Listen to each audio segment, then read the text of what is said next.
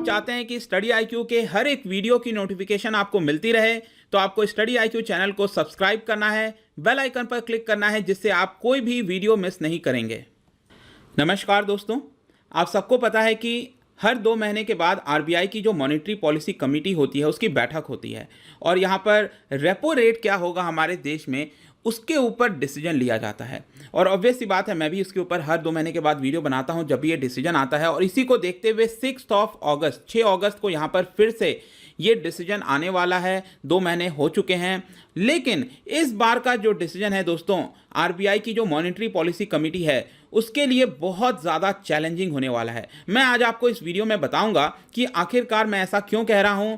आखिरकार जो कोविड-19 है उसकी वजह से पूरा ग्रोथ और इन्फ्लेशन का पूरा सिनेरियो जो है वो चेंज हो चुका है। तो काफ़ी कुछ जानने को अगेन आज इस वीडियो में। चलिए आगे बढ़ते हैं। मैं हूं अंकित अग्रवाल और अपडेट के लिए आप मुझे फॉलो कर सकते हैं इंस्टाग्राम, फेसबुक और ट्विटर पर। मेरे लेक्चर की हर पीडीएफ आपको फेसबुक पर तो मिलेगी ही, प्लस साथ में आप मेरा टेलीग्राम चैनल ज्वाइन कर सकते हैं by searching Ankit Agarwal official. और अगर आप यूपीएससी की तैयारी कर रहे हैं तो आपके लिए सुनहरा मौका है। स्टडी आईक्यू लाया है आपके लिए स्मार्ट कोर्सेज, जिसके थ्रू आप अपनी प्रिपरेशन और भी ज़्यादा अच्छे तरीके से कर सकते हैं। तो सबसे पहले मैं आपको बता दूं कि इस बार का जो बैठक है वो आपका 4 अगस्त से 6 अगस्त तक चलेगा और 6 को यहाँ पर आरबीआई इसके बारे में अनाउंस करेगी। जो गवर्नर है हमारे वो आके अनाउंस करेंगे कि क्या डिसीजन लिया गया है। तो यहाँ पर आप सबसे पहले मॉनेटरी पॉलिसी कमेटी जो होती है उसका जो मेन मैंडेट है वो समझ लीजिए। ये फॉर्म किया गया था, बनाया कब गया था? 2016 को बनाया गया था और इसके अंदर टोटल 6 मेंबर्स आते हैं। 6 मेंबर्स कौन से हैं? 3 मेंबर्स आरबीआई के होते हैं और उसमें एक आरबीआई गवर्नर भी होते हैं और 3 मेंबर्स आपके सरकार के द्वारा नॉमिनेट किए जाते हैं। और ये 6 लोग मिलकर वोटिंग के थ्रू यहाँ डिसाइड करते हैं कि यहाँ पे जो रेपो रेट है क्या उसको कम करना है, बढ़ाना है या फिर सेम रखना है। और अगर सपोज यहाँ पर 3-3 से चीज़ें डिवाइड हो जाती हैं, जो आखिरी वोट है वो डिसीजन चला जाता है आरबीआई गवर्नर के पास। तो यहां पर आपको समझना है कि पहले जो रेपो रेट है उसको कम क्यों किया जाएगा, रेपो रेट को ज्यादा क्यों किया जाएगा, किस केस में किया जाएगा।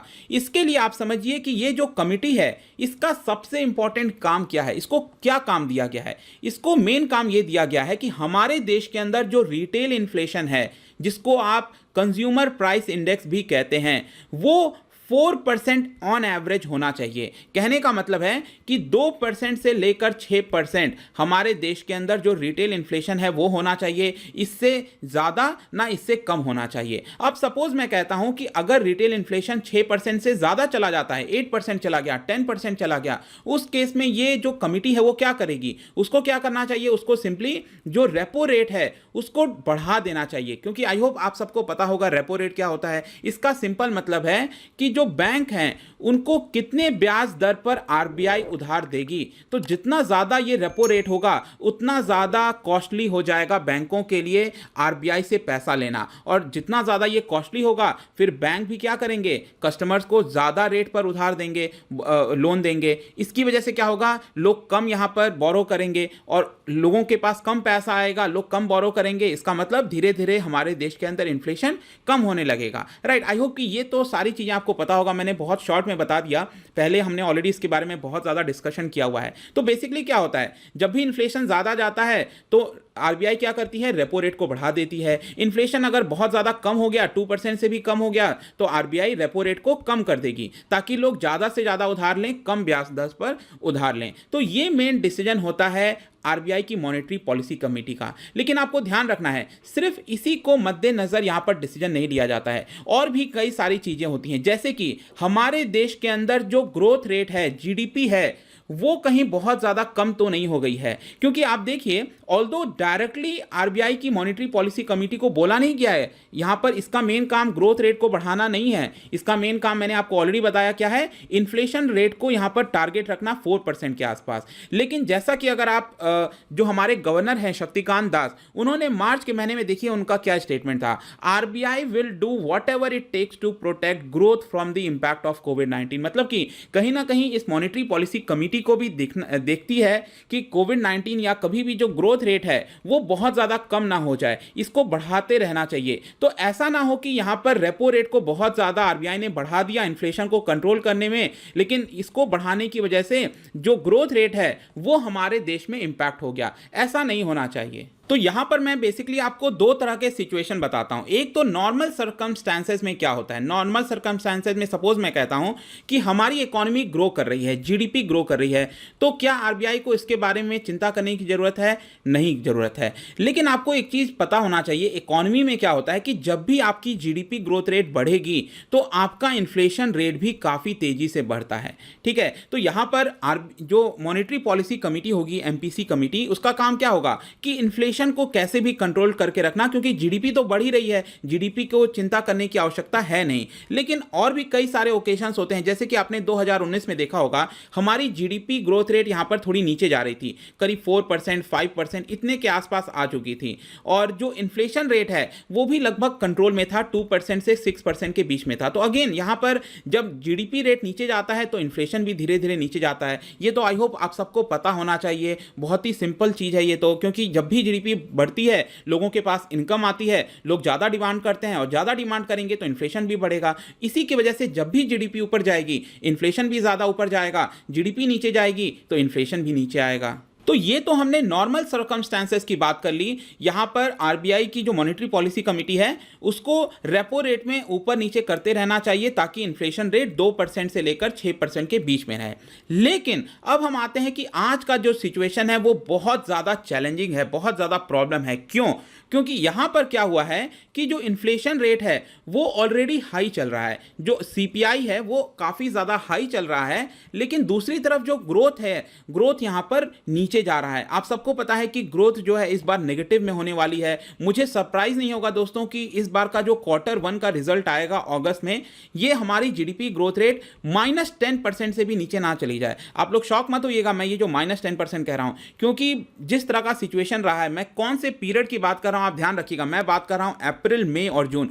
अप्रैल में आपको पता था कि पूरा फुल लॉकडाउन में गया था, बहुत नाम मात्र का यहां पर इकोनॉमिक एक्टिविटी हुआ था। तो काफी ज्यादा हद तक चांसेस हैं कि जो Q1 का रिजल्ट होगा, जो कि अगस्त के लास्ट डेट पे आएगा ये, तो आप देखिएगा बहुत ही ज्यादा नेगेटिव में हमारा ये जाने वाला है। तो एक तरफ क्या हम देख रहे हैं, जीडीपी ग्रोथ रेट हमारी नेगेटिव में जाने वाली है, लेकिन इन्फ्लेशन मैं बता दूं इस समय जो सीपीआई है वो ऑलरेडी 6% के ऊपर चल रहा है। तो जिसकी वजह से यहां पर आरबीआई के लिए समस्या क्या हो गई है कि आरबीआई किस चीज को देखे।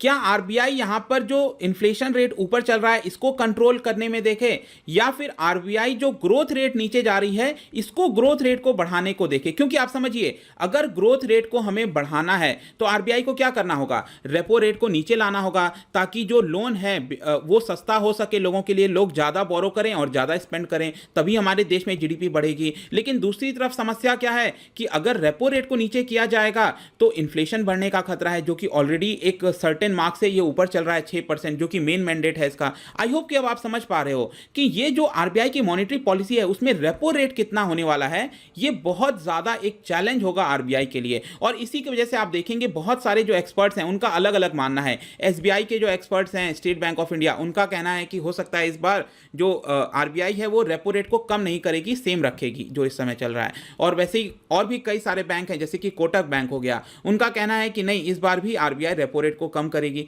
तो इस तरह के यहां पर सिनेरियोस देख रहे हैं, अलग अलग एक्सपर्ट्स के ओपिनियन देखने को मिल रहा है। और जो कॉम्प्लिकेशन है दोस्तों सिर्फ यहीं पर खत्म नहीं होता है, एक और मैं आपको चिंताजनक स्थिति बताता हूं। यहां पर रिटेल और होलसेल इन्फ्लेशन में भी बहुत ज्यादा डिफरेंट चीजें देखने को मिल रही हैं। आप देख सकते हो ये जो ग्रीन कलर वाला कर्व है ये हमारा सीपीआई को बता रहा है, जो कि मैंने आपसे क्या बताया 6% के ऊपर चल रहा है ये कुछ टाइम से। दूसरी तरफ जो होलसेल प्राइस इंडेक्स होता है ये नेगेटिव में जा चुका है, ये नेगेटिव में चल रहा है। अब आप सोच के देखिएगा कि जो होलसेल प्राइस इंडेक्स होता है वो क्या दिखाता है, वो दिखाता है जो प्रोड्यूसर्स होते हैं उनको कितनी इनकम आ रही है। तो अब ध्यान रखिएगा, अगर होलसेल प्राइस इंडेक्स नेगेटिव में चलेगा तो क्या प्रोड्यूसर प्रोत्साहित होगा प्रोडक्शन करने के लिए, क्या वो प्रोड्यूस करेगा? और जब तक वो प्रोड्यूस नहीं करेगा तब तक हमारे देश की जीडीपी नहीं बढ़ेगी, क्योंकि उसको बेनिफिट नहीं हो रहा है, उसके लिए तो प्राइस कम मिल रहा है ना, वो तो मिडिल में पैसा चला जा रहा है। यहां पर अगर आपको बहुत ज्यादा डिटेल में जानना है तो मेरा ऑलरेडी इसके ऊपर अलग से वीडियो है कि होलसेल और प्राइस इंडेक्स और सीपीआई प्राइस इंडेक्स में इतना बड़ा गैप क्यों है। आप सर्च कर लेना, आपको वो मिल जाएगा। मैं अपने टेलीग्राम चैनल पर भी इसके बारे में ये वीडियो डाल दूंगा, आप वहां से ले लेना। तो आई होप कि आप समझ रहे होंगे कि यहां पर एक और सिचुएशन क्या है कि यहां पर सीपीआई ऊपर है और डब्ल्यूपीआई नीचे है। तो यहां पर डब्ल्यूपीआई के लिए जो प्रोड्यूसर है वो क्या सोचेगा कि जो रेपो रेट है उसको फर्दर कम करना चाहिए। जो प्रोड्यूसर है उसके हिसाब से तो उसको कम इनकम आ रही है, लेकिन दूसरी तरफ यहां पर लोग क्या चाहेंगे, मैं और आप क्या चाहेंगे कि सीपीआई को कंट्रोल करे सरकार, आरबीआई सीपीआई को कंट्रोल करे, क्योंकि हमें ज्यादा पे करना पड़ा है। तो ये भी एक बहुत बड़ा सिचुएशन हो गया है कि यहां पर आखिरकार जो आरबीआई है वो रेपो रेट को कम करेगी या ज्यादा करेगी, वी स्टिल डोंट नो यहां पर, या फिर सेम रखेगी। तो ये मेन दिक्कतें हैं। और लास्ट में जाने से पहले इसके अलावा भी अगर आप देखिए तो इस समय बैंकों की हालत अच्छी नहीं है। जो नॉन परफॉर्मिंग एसेट्स हैं, ऐसा माना जा रहा है कि मार्च 2021 में ये डबल डिजिट में आज तक का सबसे हाईएस्ट होने वाला है। 8.5% से जंप करके ये एनपीए हमारा 14.7% हो जाएगा। अगर आपने मेरा ये वीडियो नहीं देखा है, ये मैंने ऑलरेडी इसके ऊपर वीडियो बना दिया है कि 20 साल के हाई पर ये जो एनपीए है वो जाने वाला है। तो अगर आप चाहते हो तो आप इसको भी देख लेना, आपको चीजें अच्छे से समझ में आ जाएंगी।